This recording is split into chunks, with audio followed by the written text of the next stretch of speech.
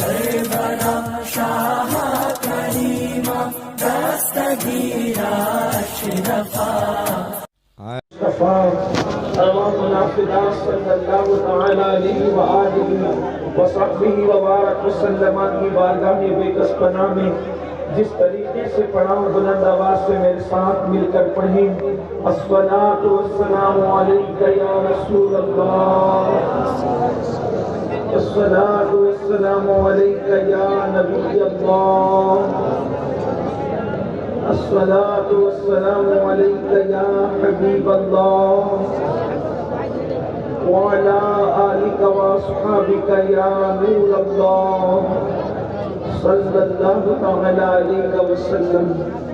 رخ دکھ یا مہر سما، یہ بھی نہیں وہ بھی نہیں، شب زلف یا مشک خدا، یہ بھی نہیں وہ بھی نہیں، بلبل نے بلبل کو کہا، عمری نے سروے جاں فضا، حیرت نے جھیلا کر کہا، یہ بھی نہیں وہ بھی نہیں، خورشید تھا کس دور پر، کیا بڑھ کے چمکا تھا قمر، بے پردہ جب وہ رخ ہوا، یہ بھی نہیں وہ بھی نہیں، دن لہو میں کھونا تجھے، شب صبح تک سونا تجھے، شرم نبی خوف خدا، یہ بھی نہیں وہ بھی نہیں، رزق خدا کھایا کیا، فرمان حق تعالیٰ کیا، شکر کرم تر سے سزا، یہ بھی نہیں وہ بھی نہیں، اور ڈر تھا کہ عصیاں کی سزا اب ہوگی یا روز جزا، ڈر تھا کہ عصیاں کی سزا اب ہوگی یا روز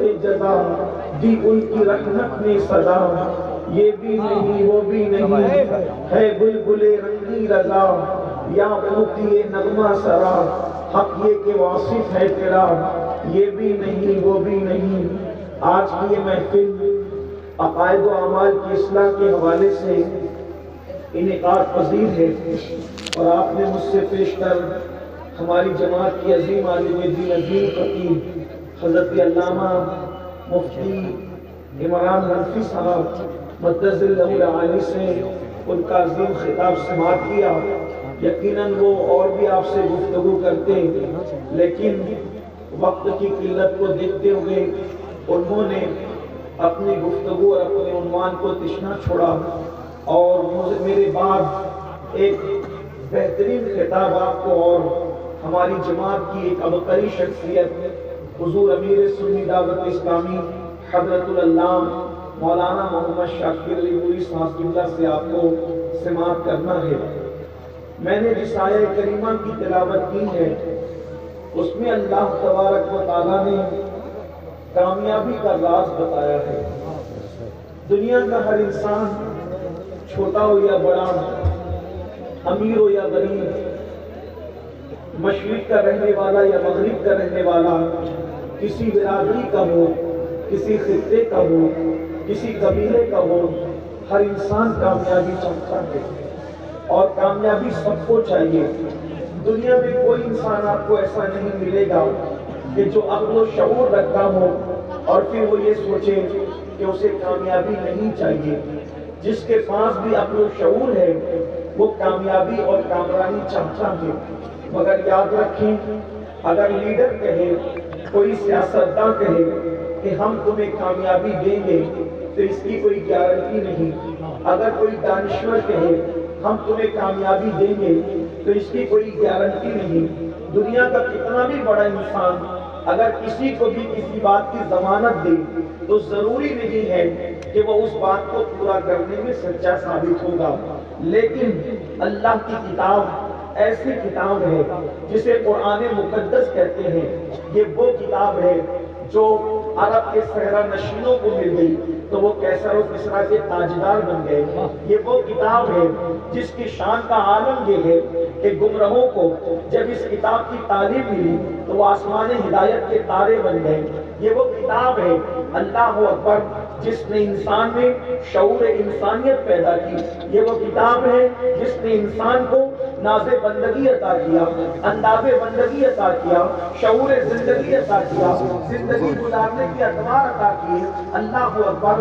اسی مقدس کتاب کے اندر موجود ہے قد افلح من تزکا وذکر اسم ربہ فصلی، کہ جس نے اپنے من کو، اپنے دل کو پاک کر لیا، گناہوں سے پاک کر لیا، اپنے دل کے اندر سے گناہوں کی محبت کو نکال دیا، اور اس کے بعد جو نمازی بن گیا اللہ تبارک و تعالیٰ اسے کامیابی عطا فرمائے گا۔ پتا چلا کامیابی کا مثال تین باتوں پر رکھا گیا ہے۔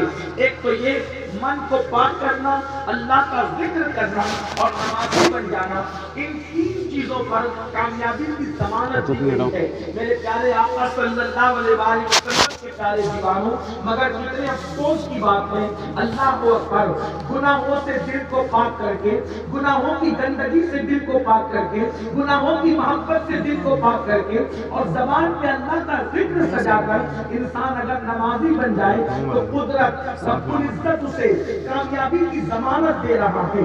اللہ تبارک و تعالیٰ اسے کامیابی کی ضمانت عطا فرما رہا ہے۔ آج قوم مسلم جو در در کی بھکاری بنی ہوئی ہے، آج قوم مسلم جو ذلت و رسوائی میں ڈوبی ہوئی ہے، آج قوم مسلم جو بے چینی اور بے قراری کا شکار ہے، آج قوم مسلم جو سسک رہی ہے، اللہ اکبر، اس کی سب سے بڑی وجہ یہ ہے کہ مسلمانوں نے اللہ کے گھر کو آباد کرنا چھوڑ دیا، خدا کے گھروں کو ویران کر دیا۔ اللہ کو اکبر۔ آج لوگ کہتے ہیں مولانا ہمارے گھروں پر بلڈوزر کیوں چل رہا ہے؟ میں کہتا ہوں جو ظلم کر رہے ہیں خدا ان کے گھروں کو بھی سلامت نہ رکھے گا، مگر اچھی طرح یاد رکھنا، میں آپ سے پوچھنا چاہتا ہوں اپنے گھر اجڑے تو تمہیں اتنی تکلیف ہو رہی ہے، تم نے برسوں سے خدا کے گھر کو اجاڑا ہے، خدا کے گھر کو ویران کر دیا ہے۔ مسلمانوں یاد رکھو، اگر قوم مسلم اللہ کے گھر کو سجدوں سے آباد کرتی تو کسی ماں نے ایسا لال پیدا نہ کیا جو تمہارے گھروں کو اجاڑ سکتا ہو۔ میرے آقا صلی اللہ علیہ وسلم کے دیوانوں، کیا سمجھتے ہو؟ اچھی طرح یاد رکھو، اس طرح کا ایک نہیں بلکہ ہزاروں جلسے سجا لو، تمہیں کامیابی نہیں مل سکتی۔ اللہ اکبر۔ کامیابی ملے گی تو خدا کے گھر کو سجانے کی وجہ سے، خدا کے گھر کو آباد کرنے کی وجہ سے۔ جلسے کرنا کامیابی کی ضمانت نہیں جب تک عمل کے میدان میں قدم نہ رکھو گے۔ اس کی وجہ یہ ہے مسلمانوں اچھی طرح یاد رکھو، جب رات کی تاریکی میں اللہ اکبر مسجدوں پر جب رات کی تاریکی چھاتی ہے، جب رات کا وقت آتا ہے، رات کا سناٹا چھاتا ہے، اور اس مسجد کے اندر اس محلے کے نوجوان نماز پڑھنے کے لیے نہیں آتے، اس مسجد کو آباد کرنے کے لیے نہیں آتے، تو رات کے سناٹے میں مسجد اللہ کی بارگاہ میں عرض کرتی ہے، مولا جن لوگوں نے مجھے ویران کر دیا تو ان کے گھروں کو ویران کر دے۔ اللہ اکبر۔ مجھے بتاؤ جس قوم کی تباہی کے لیے مسجد اللہ کی بارگاہ میں عرضی کر رہی ہو، وہ قوم تباہ نہ ہوگی تو کون سی قوم تباہ ہوگی؟ وہ قوم برباد نہ ہوگی تو کون سی قوم برباد ہوگی؟ بڑی معذرت کے ساتھ میری قوم جلسہ سننے کے لیے تو ہزاروں کی تعداد میں جمع ہوتی ہے، مگر عمل کرنے کے لیے آخر ہماری تعداد کتنی ہے؟ میں آپ سے پوچھنا چاہتا ہوں، جتنی بڑی تعداد جلسے میں موجود ہے، اگر اتنی تعداد مسجد میں فجر کی نماز میں پہنچنے لگے تو قوم مسلم کو کامیابی سے کوئی روک نہیں سکتا، کامیابی سے کوئی روک نہیں سکتا۔ میرے پیارے آقا صلی اللہ علیہ وسلم کے پیارے دیوانوں، اللہ کے حبیب، غیب کا نبی، شفیع المذنبین، رحمت للعالمین صلی اللہ علیہ وآلہ وسلم حضرت سیدنا ابو ہریرہ سے فرماتے ہیں، اے ابو ہریرہ تو بے نمازی کے بازو میں بھی نہ بیٹھا کرو، تم بے نمازی کے قریب بھی نہ بیٹھا کرو۔ فقی ابو اللہ سمرقندی اپنی کتاب میں لکھ رہے ہیں، آپ کیا سمجھتے ہو؟ اللہ اکبر، یہ تصور کرتے ہو کہ نماز کو ترک کر کے رسول اللہ کے محبوب بن جاؤ گے، حضور کے مقبول بن جاؤ گے، حضور کے عاشق بن جاؤ گے؟ یاد رکھنا اور اچھی طرح یاد رکھنا، اللہ کے حبیب علیہ السلام بے نمازی سے کیسی بیزاری کا اظہار کرتے ہیں۔ سیدنا ابو ہریرہ سے فرماتے ہیں، ابو ہریرہ بے نمازی کی صحبت میں نہ بیٹھا کرو، اس لیے کہ آسمان سے بے نمازی پر لعنت برستی ہے. جو بے نمازی کے قریب ہوتا ہے ہو سکتا ہے اس کے اثرات اس پر بھی برس جائیں. ایک مقام پہ میرے آقا علیہ السلام فرماتے ہیں اے میرے صحابہ اللہ کی بارگاہ میں دعا کیا کرو کہ اللہ تمہیں بدبخت نہ کرے اور اللہ تمہیں محروم نہ کرے. آقا کریم صلی اللہ علیہ وسلم اپنے اصحاب سے کہہ رہے ہیں اے میرے صحابہ اللہ کی بارگاہ میں دعا کرو اللہ تمہیں بدبخت نہ کرے اللہ تمہیں محروم نہ کرے. صحابہ نے عرض کیا یا رسول اللہ بدبخت کون ہے محروم کون ہے؟ تو میرے آقا مصطفیٰ کریم رؤوف الرحیم صلی اللہ علیہ وسلم فرماتے ہیں جو نمازوں کو چھوڑ دیتا ہے وہ بدبخت بھی ہے اور وہ محروم بھی ہے.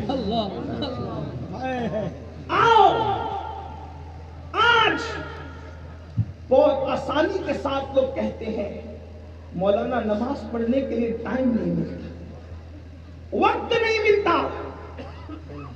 گیم کھیلنے کے لیے وقت ہے فیس بک یوز کرنے کے لیے وقت ہے دوستوں کے ساتھ گپ شپ کرنے کے لیے وقت ہے نماز کے لیے وقت اللہ کے لیے وقت نہیں. اور اگر اللہ کے لیے وقت نہیں نکالتے تو ذرا دل کے کانوں سے ایک حدیث مبارکہ کو سنیں. اس حدیث کو بھی حضرت علامہ عثمان ابن حسن رضی اللہ تبارک و تعالیٰ اپنی کتاب میں لکھتے ہیں. یہ درۃ الناصحین کے اندر یہ حدیث موجود ہے جس کو علامہ عثمان ابن حسن نے اپنی کتاب میں لکھا.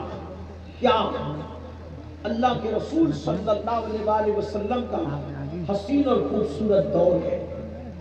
آج آپ مولوی صاحب کے سامنے کتنا ہی بہانہ کریں آج آپ اپنی طبیعت سے کوئی بھی کسی بھی انداز سے آپ بہانے بازی کرتے رہیں لیکن اللہ کے یہاں کوئی بہانہ نہیں چلے گا.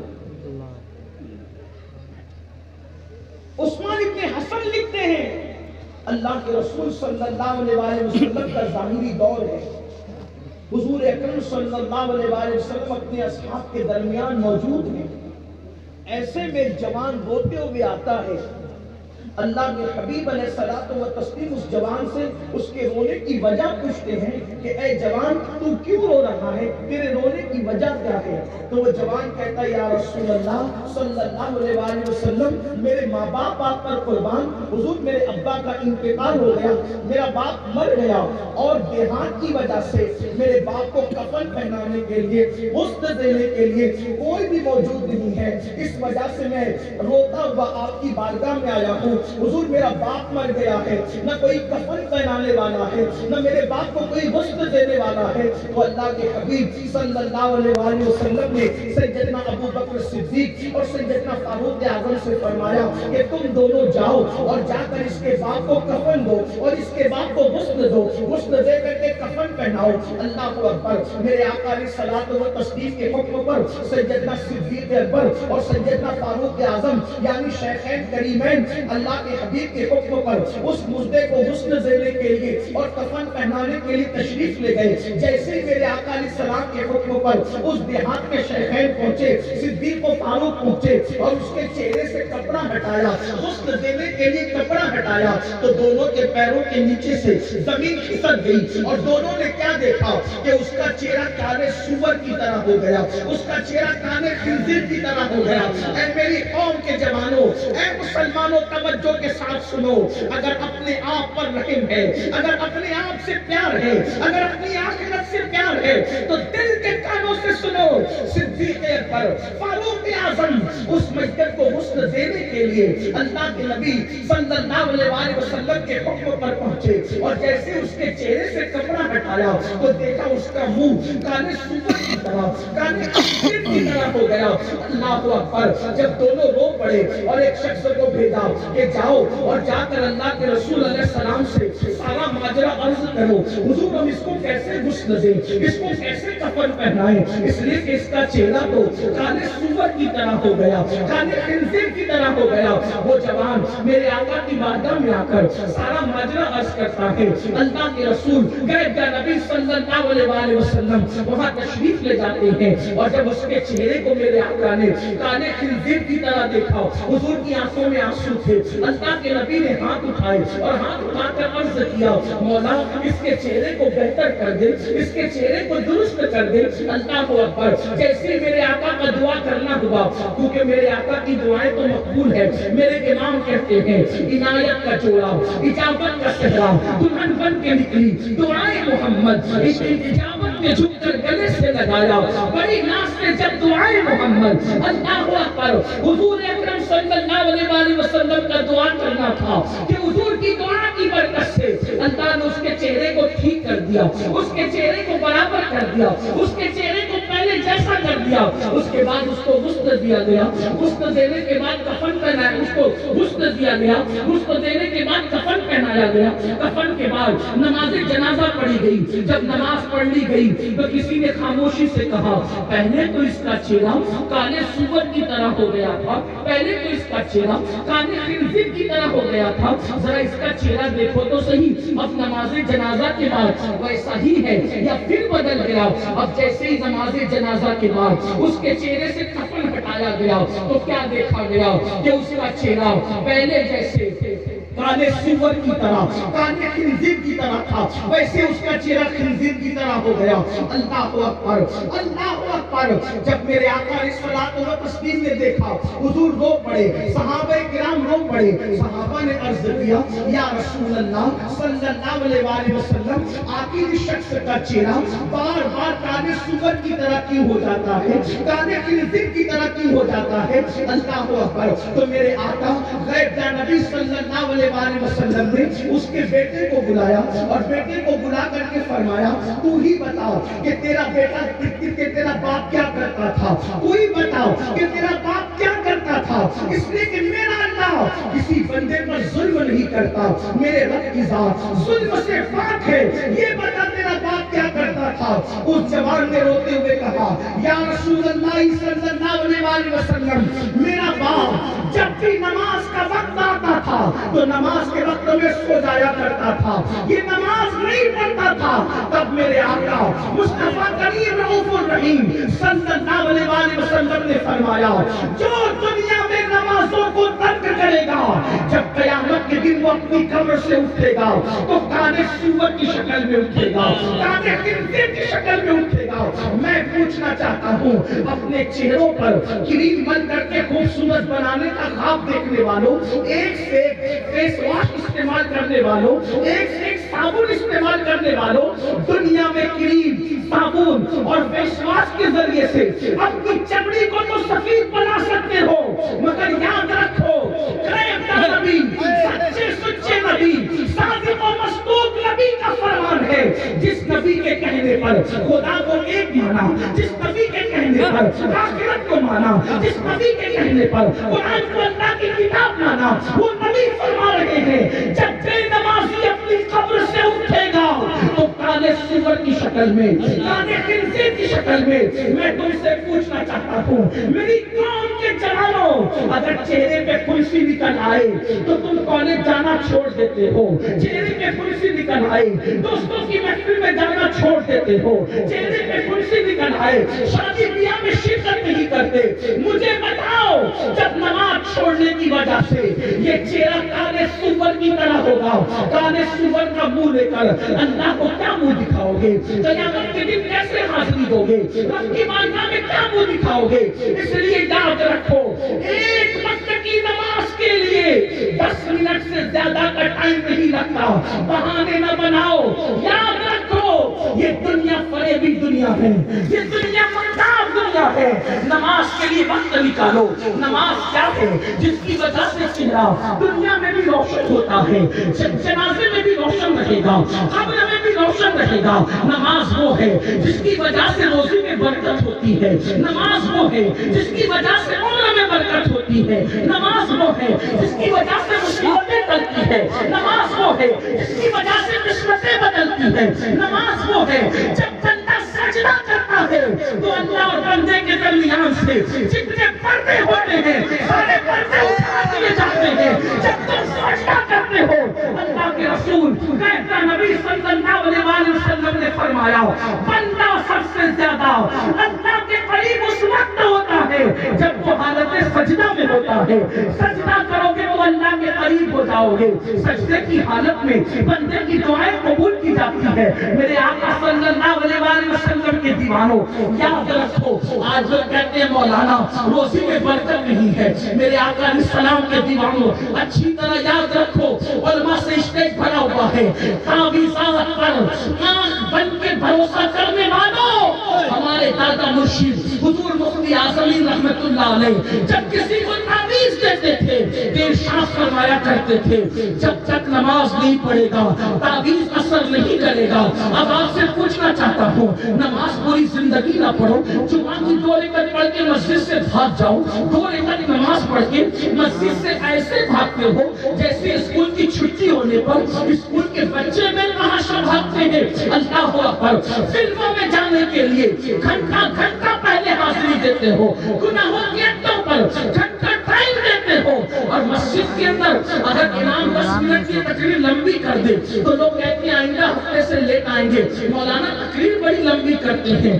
جس قوم کا دل مسجد میں نہ لگے, جو قوم مسجد کو آباد نہ کرے, جس قوم کو مسجد میں سکون نہ ملے, جس قوم کو خدا کی عبادت کے لیے ٹائم نہ ملے, اس قوم کو زمین پر عزت کے ساتھ جینے کا حق کیا ہے. میرے پیارے آقا علیہ السلام و تسلیم کے پیارے دیوانوں یاد رکھو, اللہ کے رسول علیہ الصلوۃ والتسلیم فرماتے ہیں جو نماز جان بوجھ کر چھوڑ دے قیامت کے دن اس کے ساتھ میرا خون وعدہ نہیں. اللہ کے رسول علیہ السلام فرماتے ہیں اس کے ساتھ قیامت کے دن میرا کوئی وعدہ نہیں ہے. اور ایک مقام پر فرماتے ہیں جو جان بوجھ کے نماز چھوڑ دیتا ہے وہ اللہ کے ذمے سے باہر ہو جاتا ہے. اللہ کی رحمتوں سے, اللہ کی رحمت کی چادر, اللہ کی پناہ کی چادر اس سے ہٹا دی جاتی ہے, خدا کی پناہ کی چادر اس سے اٹھا دی جاتی ہے. ایک بات آپ سے کہنا چاہتا ہوں, جب کسی کو کوئی پناہ نہ دے اور اللہ پناہ دے, دھیان سے سنیں, توجہ سے سنیں, اللہ جب کسی کو پناہ دے تو دشمن بھی پالنے پہ مجبور ہوتا ہے, اور اللہ اپنی پناہ اٹھا دے تو پھر دوست بھی سہارا نہیں دیتے. اس کو دھیان سے سننا, بے نمازی سے خدا کی پناہ اٹھا لی جاتی ہے, اور اللہ کی پناہ کیا ہے, اللہ کی امان کیا ہے, اللہ کی رحمت کیا ہے. ایک واقعے کے ذریعے سے سمجھو. جب فرعون نے خواب دیکھا کہ ایک بچہ پیدا ہوگا جو اس کی سلطنت اور حکومت کا خاتمہ کرے گا, تو اس نے کہا آج کے بعد میں کوئی بچہ پیدا ہونے ہی نہیں دوں گا. جب بچے پیدا نہیں ہوگا تو میری حکومت کیسے ختم ہوگی. اقتدار والوں کو اپنے چمچوں سے یا صاحب اقتدار اور سیاست دانوں سے تکلیف نہیں ہوتی, اہل اقتدار کو ہمیشہ ڈر لگا رہتا ہے اہل حق کا. انہیں حق والوں سے تکلیف رہتی ہے. فرعون کو خوف تھا میری حکومت ایک بچہ بڑا ہو کر کے ختم کرے گا, کہ میں پیدا ہی نہیں ہونے دوں گا. اس نے پابندی لگا دی. المختصر یہ کہ اسی پابندی کے دور میں حضرت موسیٰ علیہ السلام کی پیدائش ہوئی, ولادت ہوئی. بچے کی ولادت ہو گئی, پیدائش ہو گئی. ماں کو خوف ہوا کہ اگر اس کی اطلاع فرعون کو ہو گئی تو وہ بچے کو بھی قتل کرے گا, ماں کو بھی قتل کرے گا, دائی کو بھی قتل کرے گا, پورے گھر کو قتل کرے گا. تو حضرت موسیٰ علیہ السلام کی امی نے مشورہ کیا کہ کیا کرنا چاہیے. تو آپ کی امی کو یہ مشورہ دیا گیا اس بچے کو ایک صندوق میں بند کر کے دریا میں ڈال دو. اب ذرا توجہ کرنا, اللہ کی پناہ کیا چیز ہے. حضرت موسیٰ علیہ السلام کی امی نے صندوق کے اندر اپنے بچے کو بند کر کے دریا کے کنارے پر آئی اور دریا میں ڈالتے ہوئے کہا اللہ میں اپنے بچے کو تیری پناہ میں دیتی ہوں. اور مجھے اتنا سمجھتا ہے کہ جو چیز اللہ کی پناہ میں دی جائے وہ ضائع نہیں ہوتی. دو چیزیں، جو چیز دریا میں ڈالی جائے اس کے ملنے کی کوئی گارنٹی نہیں ہوتی.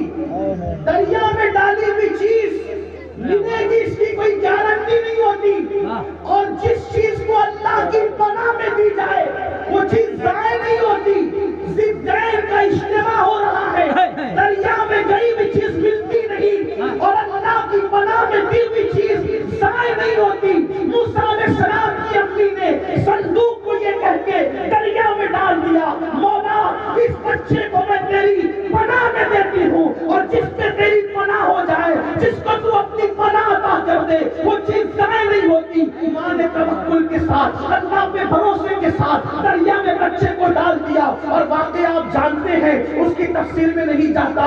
پھر وہ صندوق بہتے بہتے فرعون کے گھر کی نہر میں چلی گئی. آسیہ کے ساتھ فرعون موجود تھا. حضرت آسیہ نے صندوق کو دیکھا اور صندوق کو جب اٹھایا اور اٹھانے کے بعد کھولا تو دیکھا کہ بچہ مسکرا رہا ہے. فرعون نے کہا شاید یہ وہی بچہ ہے جس کا مجھے خواب دکھایا گیا. فرعون نے کہا، فرعون کو آسیہ نے کہا کہ یہ تیرا خام خیال ہے، ارے تو لاولد ہے، ہمیں کوئی بچہ نہیں ہے، کسی کو بیٹا بنا لیتے ہیں. اور اس کے بعد فرعون کے دماغ میں بات بیٹھ گئی. اب فرعون نے کہا اچھا ہمارے محل میں جو کنیزیں ہیں اس سے میں دودھ پلواؤں گا.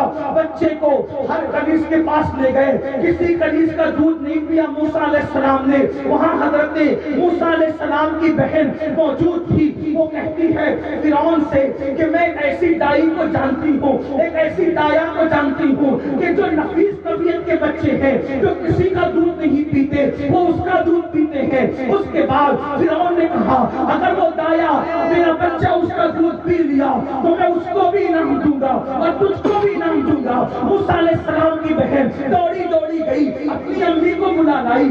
ماں موسیٰ تو فرعون کے دربار میں ہے، اس کے محل میں ہے، اور اس نے دودھ پلانے والیوں کا انتظام کیا ہے، اس نے کسی کا دودھ نہیں پیا. تو میں نے کہا اس دایا کو لاتی ہو کہ نفیس طبیعت بچے اس کا دودھ پیتے ہیں. جب ماں کو لائی، دایا بن کر آئی تو موسیٰ ماں کی گود میں گئے اور شوق سے دودھ پینے لگے. تو فرعون نے ایک سکہ نکال کر کے دیا اور کہا کہ آیا جایا کرنا اور میرے بچے کو دودھ پلایا کرنا. تو جیسے ہی موسیٰ ماں کی گود میں آئے، اللہ نے الہام فرمایا اے موسیٰ کی امی، تو نے اس امانت کو میری پناہ میں دیا تھا، اس لیے دیکھ اس کی میں نے کیسے حفاظت کی ہے. اے مسلمانوں، اللہ جب پناہ اٹھا لیتا ہے تو پھر چوہے بھی تمہیں کچھ تکلیف پہنچاتے ہیں، بندر بھی تمہیں تکلیف پہنچاتے ہیں، چونٹیاں بھی تمہیں تکلیف پہنچاتی ہے. اور جب اللہ پناہ کی چادر ڈال دیتا ہے تو وقت کا فرعون بھی دودھ پلانے کے مجبور ہو جاتا ہے.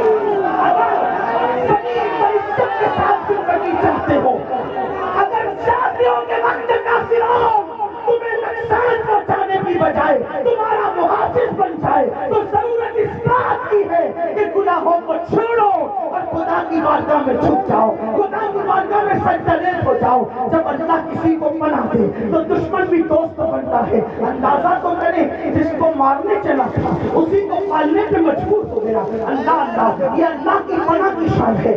آج مسلمان در در کا بھکاری کیوں ہے؟ آج مسلمان سلسلہ کیوں لے رہا ہے؟ 30-35 سال کی بچیاں بغیر رشتے کے گھروں میں کیوں بیٹھی ہوئی ہے؟ آخر مسلمان لاعلاج بیماریوں میں کیوں مبتلا ہے؟ ہمارے دکھوں کی وجہ کیا؟ ہماری تکلیفوں کی وجہ کیا؟ قرآن کہتا ہے وَمَا أَصَابَكُم مِّن مُّصِيبَةٍ فَبِمَا كَسَبَتْ أَيْدِيكُمْ، کہ تم پر جو بھی مصیبت آتی ہے وہ تمہارے گناہوں کی وجہ سے ہے.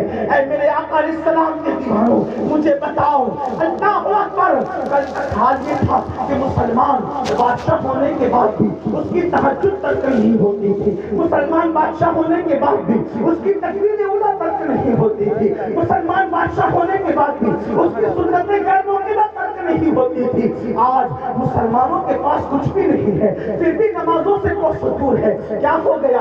اپنے اللہ سے رشتہ اتنا کمزور کر لیا. اور سن لو، دولت کے نشے میں خدا کی عبادت کو ترک کرنے والوں، جوانی کے نشے میں خدا کی عبادت کو ترک کرنے والوں، ایک دن آئے گا جب جسم کا رشتہ روح سے ٹوٹ جائے گا، جس کو موت کہتے ہیں۔ موت یہ تم بائک پہ بیٹھ کر جو اتراتے ہو رات کی تاریکیوں میں، نرم نرم گدوں پہ لے کر زنا کے مناظر دیکھتے ہو اور فجر کی نماز میں سوتے پڑے رہتے ہو۔ میری مائیں اور بہنیں بھی موجود ہیں، بڑی بولی بھالی کی میری بہنیں ہیں، بڑی سادگی سے کہتی ہے مولانا ہمیں نماز کا ٹائم نہیں ملتا کیونکہ ہمیں تو کپڑے بھی دھلنے ہیں، ہمیں تو جو وہ کھانا بھی بنانا ہے، ہمیں تو جو وہ آٹا بھی گوندنا ہے، ہمیں تو بچے بھی پالنے ہیں۔ میں پوچھتا ہوں اے میری بہن تجھے زیادہ کام ہے یا سیدہ فاطمہ کو زیادہ کام تھا؟ تیرے گھر میں تو آٹا پیسا ہوا آتا ہے، تیرے گھر میں تو مرچ پیسی ہوئی آتی ہے، تیرے گھر میں تو گھر میں کنویں ہیں، جگہ جگہ نل ہے، اور اللہ اکبر ہینڈ پمپ تو ہر جگہ آ گئے ہیں، کتنی سہولتوں کا دور ہے، مگر قربان سیدہ فاطمہ الزہرا تو چکی اپنے ہاتھ سے چلاتی ہے اور آٹا خود پیستی ہے۔ سیدہ فاطمہ تو گھر میں کوئی کنیز نہیں، گھر میں کوئی نوکر چاکر نہیں، مولا کائنات سیدنا علی مرتضیٰ کرم اللہ تعالی وجہ الکریم فرماتے ہیں چکی چلاتے چلاتے فاطمہ الزہرا کے ہاتھوں میں کٹے پڑ گئے تھے اور پانی بھرتے بھرتے ان کی پیٹھ پر مشکیزے کے کالے کالے نشان پڑ گئے تھے، مگر اس کے باوجود بھی 5 بچوں کی ماں 5 بچوں کی پرورش کرتے ہوئے فرض تو فرض ہے، نفل نماز جب عشاء کی نماز کے بعد نماز شروع کرتی ہے تو ایک ہی سجدے میں سیدہ فاطمہ پوری رات گزار دیتی ہے، اور جب صبح ہوتی ہے تو بڑی حسرت کے ساتھ اپنا سر سجدے سے اٹھا کر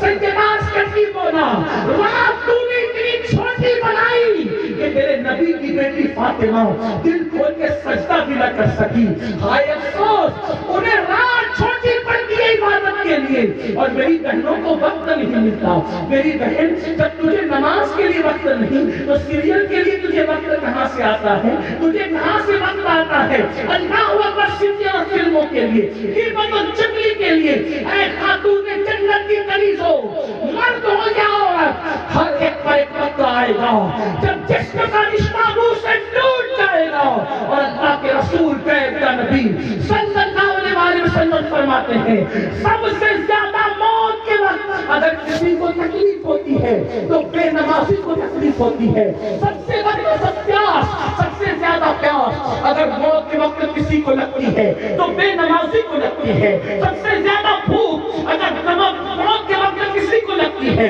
تو بے نمازی کو لگتی ہے، جہاں تک میرے آقا فرماتے ہیں اگر بے نمازی کو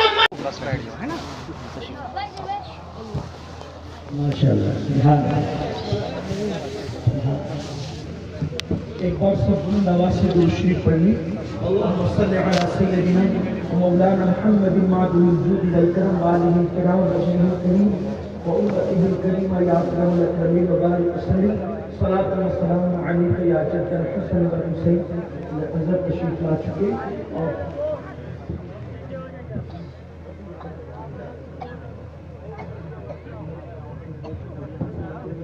چونکہ 6 بجے پہنچنا ہے وہاں ایئرپورٹ پہ حضرت کو، اب وہ بغیر کسی تاخیر کے اس ہستی کو اب آپ کے سامنے پیش کرتے ہیں۔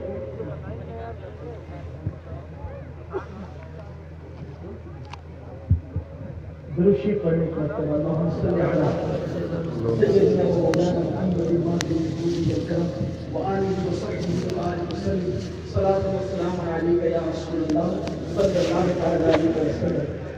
تو سب سے زیادہ تکلیف موت کے وقت بے نمازی کو، یہاں تک اللہ کے رسول علیہ الصلوۃ والتسلیم نے فرمایا 7 سمندروں کا پانی بھی اگر اس کے منہ میں ادھیل دیا جائے تو بھی دنیا کی کوئی طاقت اس کی پیاس کو بجھا نہیں سکتی۔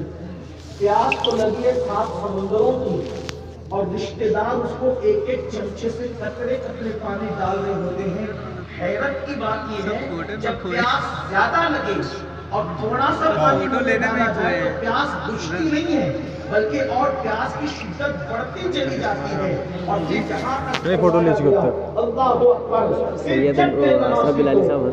قبر میں رکھا جاتا ہے تو اللہ اللہ کے حبیب غیب نبی صلی اللہ علیہ وآلہ وسلم فرماتے ہیں اس پر 99 سانپ مسلط کیے جاتے ہیں، اور اس میں سے ایک ایک سانپ کی قوت کا عالم یہ ہے کہ اگر وہ کسی پہاڑ پہ پھنکار دے، ڈنک مار دے، تو پہاڑ جل کر جو ہے وہ ریزہ ریزہ ہو جائے۔ اتنے طاقتور اور ایسے ڈنک مارنے والے وہ سانپ ہوتے ہیں۔ اور پھر میرے آقا علیہ الصلوۃ والتسلیم فرماتے ہیں جب اس کو اس کی قبر بے نمازی کو دباتی ہے تو حضور علیہ السلام نے اپنی خوبصورت انگلیاں ایک دوسرے میں داخل کر کے فرمائی، کس طریقے سے فرمایا جب قبر اس کو دباتی ہے تو اس کی دونوں طرف کی پسلیاں ایک دوسرے کے اندر یوں جو ہے وہ بھڑ جاتی ہے، داخل ہو جاتی ہے، اور یہاں تک فرمایا پھر اس کی قبر کو جہنم کے گڑھوں میں سے گڑھا بنا دیا جاتا ہے اور اس کی قبر کو آگ سے بھر دیا جاتا ہے۔ مجھے آپ بتائیں، آپ اندازہ تو کریں کہ ہم سب سے دشمنی کرتے ہوئے، سب سے بے مربتی پن کرتے ہوئے، سب سے نفرت اور عداوت کرتے ہوئے، سب سے لا تعلقی کرتے ہوئے، اس قدر اللہ اکبر جو ہے وہ نفرتوں کے معاملے میں یا بے مربتی کے معاملے میں جو ہے وہ اس طریقے سے ہم ڈوب گئے کہ اب ہمیں اپنے آپ سے بھی پیار نہ رہا۔ لوگ کہتے ہیں انسان خود غرض ہے، میں کہتا ہوں اللہ کرے ہم خود غرض ہی بن جائیں اس سلسلے میں کہ اپنی آخرت کی فکر کرنے لگے، اپنی قبر کی فکر کرنے لگے۔ خود غرض اس کو کہتے ہیں جو صرف اپنی غرض پہ خیال رکھتا۔ حیرت تو یہ ہے کہ میری قوم اپنی آخرت کی غرض بھی بھول گئی، اپنی آخرت کی غرضوں کو بھی فراموش کر گئی۔ آؤ یہ جلسے اس لیے منعقد کیے جاتے ہیں تاکہ خود فراموشی کا بھی انسان کو احساس دلایا جا سکے۔